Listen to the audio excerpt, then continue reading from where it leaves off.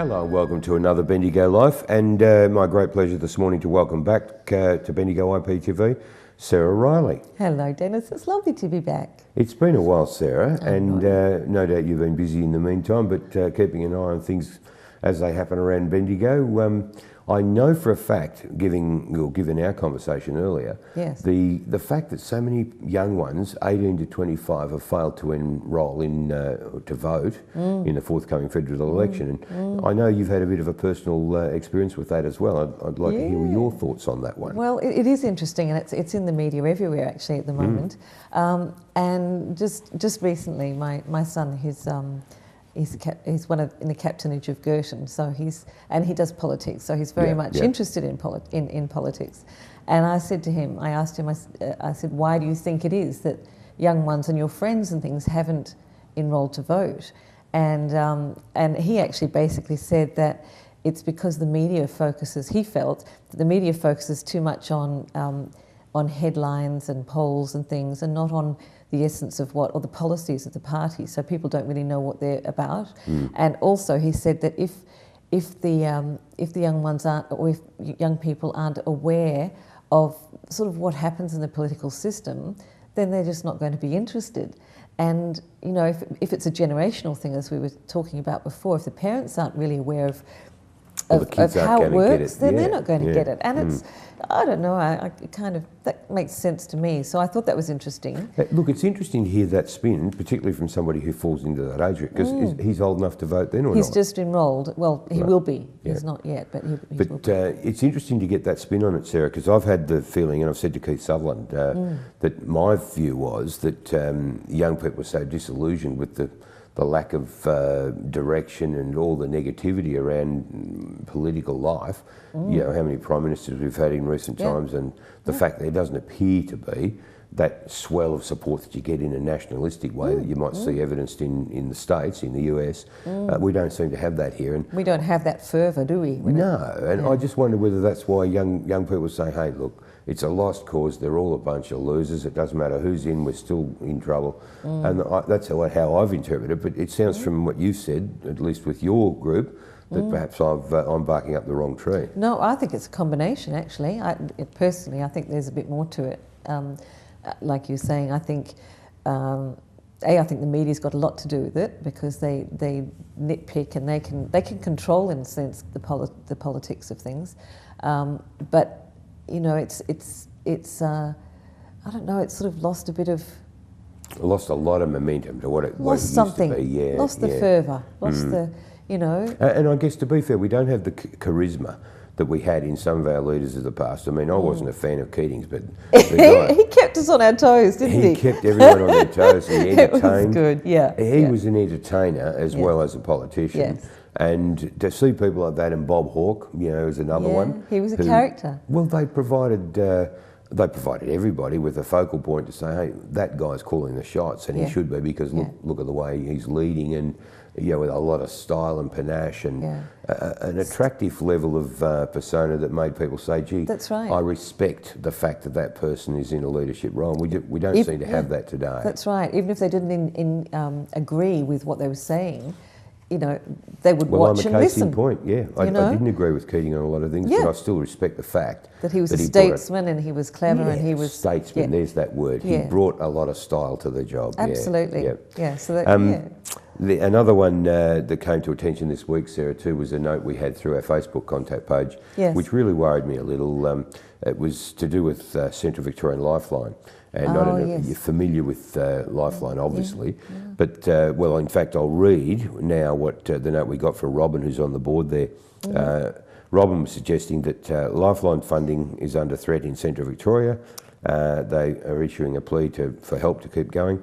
Their sustainability is at risk, and they're mounting a tax time campaign, as they call it. We're asking our friends in Central Victoria to be our lifeline. They service Central Victoria, Bali and Central, and they're the only crisis support line offering that level of service in this area. And that she's saying that now we're in crisis, that's why we need your help. Due to insufficient government funding, we're running out of money fast. Despite having one of the lowest cost per call ratings out of all Lifeline branches, We're calling on you in Central Victoria to support us in supporting vulnerable people around Australia. Robin goes on to say too, Sarah, and this blew me away. Yeah. We take a call, this is Lifeline Central Victoria, we take a call every 37 seconds. I was just blown away with that. Absolutely. Yeah. That's staggering. It is unbelievable, but she's saying that if we don't secure sustainable funding soon, we'll be forced to hang up our local phones forever. Please help us get the word out. Oh, that's terrible. We've invited Robin. Hopefully we'll have Robin or another spokesperson from Lifeline Central Victoria in to give us the full story. But I was shocked with all the money that government throws around it. And mental health and, you know, it's all out. People are talking about mental health and how you've got to talk to people, and then they're cutting off, that doesn't make sense. Well, cutting off any access of help. There was an interesting article through this week about the amount of money that's been given to what I would describe as a ridiculous arts type and other typical arts feel-good thing in Melbourne.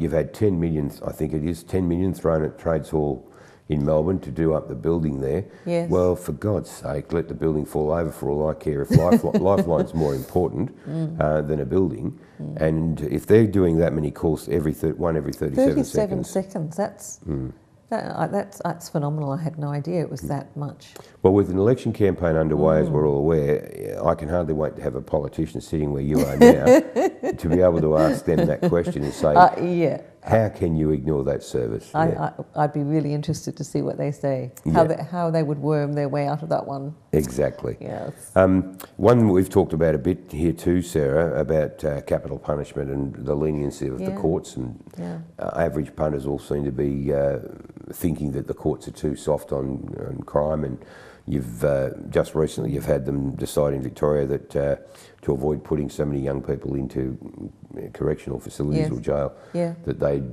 go on a corrections order or whatever and stay in the community. I don't know, are you across what's happening in Indonesia just in the last 48 hours, I believe? Well, I've heard of it, and I've vaguely heard about it. Yes. Well, to fill in the gaps. Yes, the castration, what is it?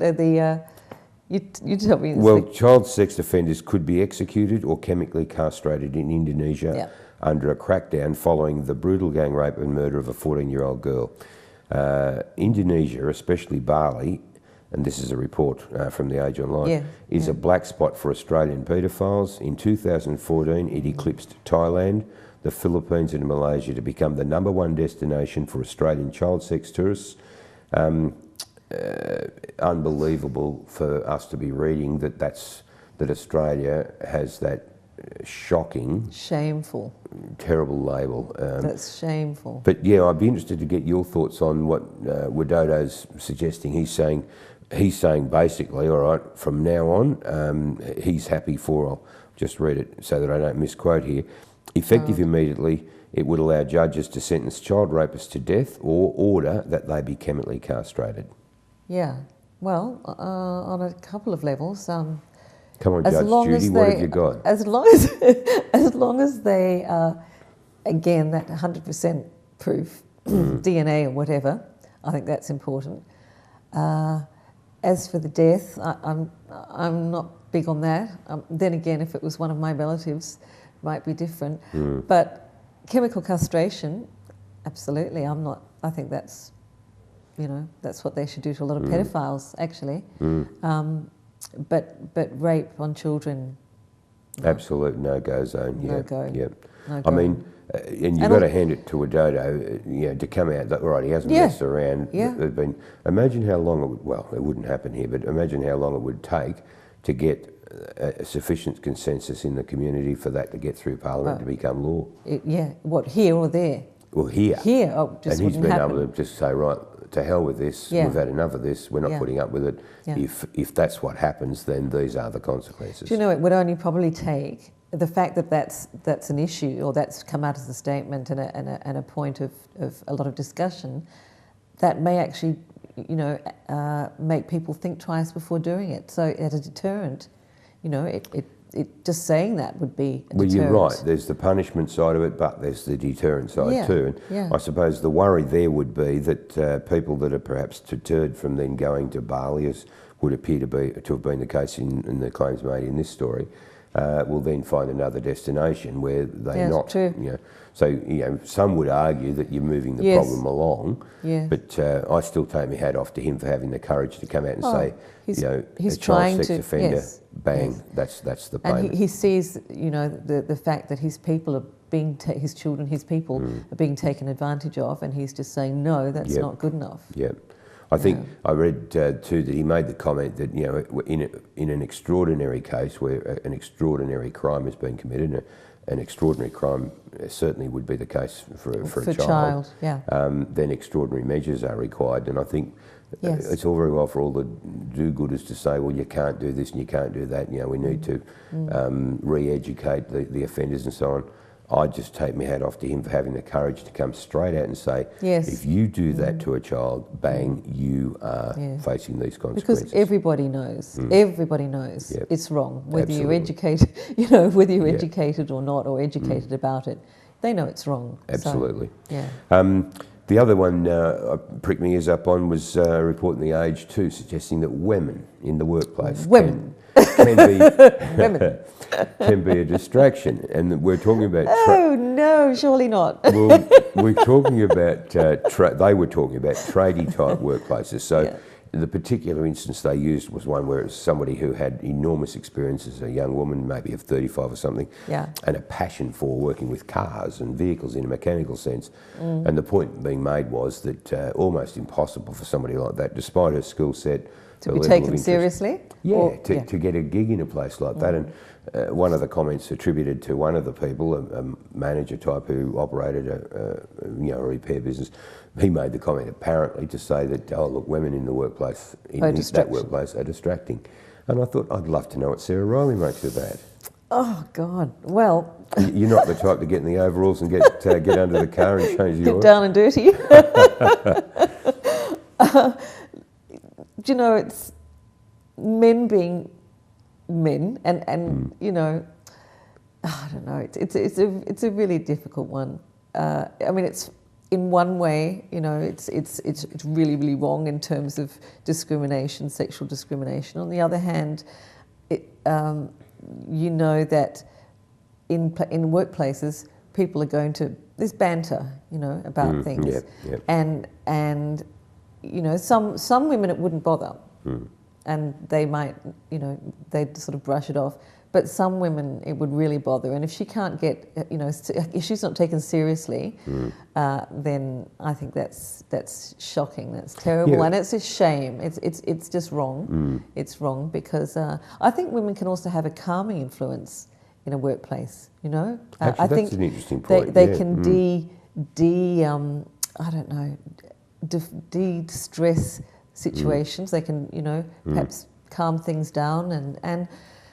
I think for a boss to say that's a shame. Yeah, I just thought, I found it really interesting because it's not a spin that I'd heard before. When everyone's talking about equality and the fact that, and technically on face value, I would have said, well, if this girl can, or this woman can repair a gearbox, or she can do and the that's job. What she wants to do, if she can do the job, hey, let her go for it. That's great. Yeah. And I know somebody from my old hometown all those years ago, and really take my hat off to her now, who did just that. Did she? You probably in those days she would have been called a tomboy because she just loved fiddling with old cars and that. Yeah. But to her credit and to the credit of the employer at the time, she did work in a repair workshop. Wow. And I'm going back like 30, 40 years ago now. Before there was talk about, sexual discrimination and... Before everything got so technical and so politically correct, But I just found it an interesting spin on. I was interested to hear, what you might have thought about that too. Yeah. One final thing, Sarah, and I know we've talked at length about this earlier when it first came up and before her arrival in Bendigo, Marilyn. Marilyn. She's Marilyn. going to leave a hell of a gap down there. Isn't she? When she's gone, what do we do with that gap? Anything? A void. Well, I think the space has been demonstrated, in a sense, the potential of the space. You're dead right. Absolutely. And what a shame we haven't done something before. Be it artworks or sculpture on a rotating basis, or because we have some fabulous artists or around the place, the Central Victoria sculptors and things like just wonderful artisans. We could make use of that. It's funny, isn't it, that for all these years, and I'm like you, I think, where we've driven into town, you've seen, it's a beautiful vista there across the Rosalind Park and the fountain and the whole CBD. It looks beautiful, but not until that thing, I shouldn't say that thing. The lady. Not until, the lady, Marilyn turned up. I never realised what a showpiece or a show platform that was. That area is. Yeah, and definitely. I think when you even drive in there now, coming along from the cathedral towards the fountain, it really makes a statement. And it does. I come up and down, or go up and down View Street a lot, and to see the looks on faces, particularly on a weekend, of so many people making their way from the train station up View Street, and their look of expectation as they come along that area, ready to cross the road near the fountain. Yes. And the look. They can't wait to get there. Yeah. You know? It's fantastic. Yeah, and absolutely. It's not unusual on a weekend to have 20, 30, 40 people. They're all taking photos and videos. And What a great thing for Bendigo. Oh, it's been great, And, you know, perhaps, I think it'd be great if the council really, really took it seriously and really thought, I mean, for example, Christmas time, when you have the Christmas tree, that was a sort of a hint of what could be, you know, and then it's taken away and it looks very, very bare. And she's just blown that away. And she's look, blown that plain, you know, area away. And I think we do need to put something there on a rotational basis. That would be my idea anyway. It's not a bad idea, Sarah, to use the space as an artistic space for, you know, displaying whatever it is on a rotational basis. I have to plead guilty here though, because I can tell you right now, knowing me the way I do, and I know myself pretty well, if we wound the clock back 12 months, 2 years ago, and had somebody said to me, I think it's a great idea to have a however many metres that statues of Marilyn plop there, I would have been the loudest voice in Bendigo to say, what a stupid idea. It's going to look cheap and so ugly. Out of place. Exactly. But it just shows that not until you see something like that, not so much in the flesh, but it's incredible the effect it's had. And I haven't met anyone who didn't like what they see. No, that's right. That's right.